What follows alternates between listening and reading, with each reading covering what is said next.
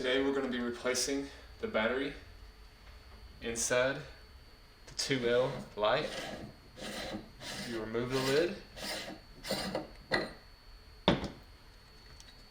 take it out, set the bad one to the side, and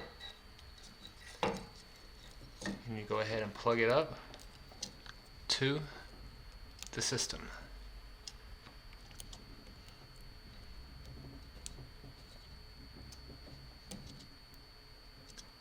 Make sure the lines match up. Now the battery does not have a charge when you first get it. It must be hooked up to the electricity. It will only take about 30 minutes for it to charge up and will be ready for emergency use. Simply put the lid back on.